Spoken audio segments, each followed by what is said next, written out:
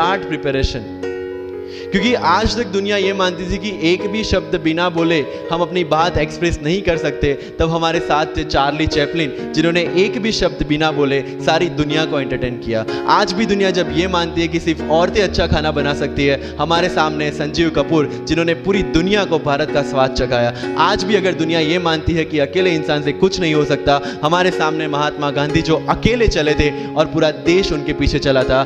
आज भी दुनिया अगर ये मानती है कि धनवान बनने के लिए धनवान घर में पैदा होना जरूरी है, हमारे सामने धीरूभाई अंबानी, जिन्होंने पूरी दुनिया को एक सपना दिखाया, कर लो दुनिया मुट्ठी में। और आज रिलायंस इंडस्ट्री वर्ल्ड की और इंडिया की सबसे बड़ी इंडस्ट्री है। आज भी दुनिया अगर ये मानती है कि हम कम एज ज्यादा एज में कुछ नहीं कर सकते, हमारे सामने अमिताभ बच्चन, जो आज भी एक साल में 3 ब्लॉकबस्टर मूवीज देते हैं। अगर आप ये मानते हैं कि सिविल सर्विस में आने के लिए आपका बैकग्राउंड होना जरूरी है, आपके सामने Shahrukh Khan without any background आज भी बॉलीवुड का बादशाह है। अगर आज तक दुनिया ये मानती थी कि हम सिर्फ धरती पे रहने के लिए बने हैं, हमारे सामने नील आर्मस्ट्रॉन्ग, जो चंद्र पे जाके आए। आज तक हम ये जानते हैं कि हम क्या है, हम क्या बन सकते हैं, ये जानने का टाइम शुरू होता है अब। कि कोई भी एडमिनिस्ट्रेशन को अगर टिकना है तो क्या क्या जरूरी है, किसी एम्पायर को अगर बनना है तो क्या क्या जरूरी है, कहां पे उन्होंने मिस्टेक की। They should have focused on the consolidation rather than expansion. They focused on the expansion rather than consolidation, and that is where they made the mistake.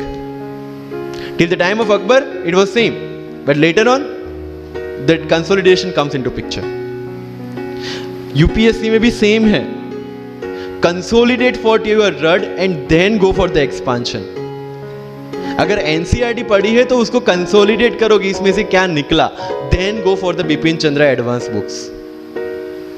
Getting my point?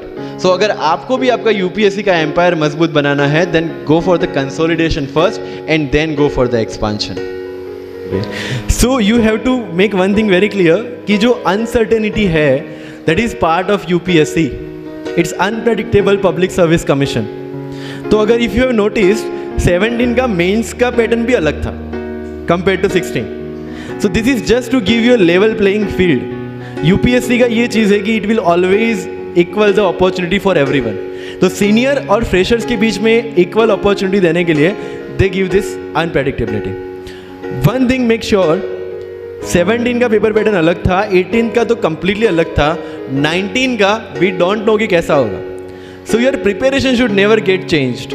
आपका जो ट्रैक है जिसमें आप static की preparation कर रहे हैं और करंट अफेयर्स की प्रिपरेशन कर रहे हैं, जिस हिसाब से कर रहे हैं, follow the same, because everybody is doing the same and whatever the change will be there in UPSC will be equal for all. वहाँ पे आपका जो ऑफिसर वाला एटीट्यूड है, नई चीज़ों को कॉप अप करना और नए चैलेंजेस को फेस करना, जो आप ऑफिस में बैठ के हर रोज़ हर घंटे करेंगे, वो यूपीएससी में करना है, राइट? तो पेपर पैटर्न चेंज होगी, that will not make that impact जितना आप उसको दिमाग से लेंगे, because everybody is facing the question paper for the first time, whoever is sitting for the UPSC prelims। तो पेपर पैटर्न नया हो या आउट ऑफ द बॉक्स हो, इट इज फॉर एवरीवन। जैसे फॉर एग्जाम्पल मेंस में question पूछा गया था decolonisation of Malay peninsula. People got frustrated कि इतना कॉर्नर क्वेश्चन क्यों पूछा गया। आई वॉज हैप्पी कि कॉर्नर है, किसी को भी नहीं आता होगा, so relatively I am safe. UPSC is all relative, you know. तो अगर प्रीलिम्स का पेपर टफ है, सबके लिए टफ है। अगर कॉर्नर से क्वेश्चन पूछे गए, सबके लिए पूछे गए। So you should never worry about what UPSC will bring on your table. You should only worry about how much you want to eat from that. Right? So unpredictably is part of the exam. Prelims में भी है, mains में भी है, and UPSC interview में तो सबसे ज़्यादा है. Why to worry about that which is not in our hand? What is in our hand? Preparation, static portion, current affairs. Give your 100% to that. That's all. Clear?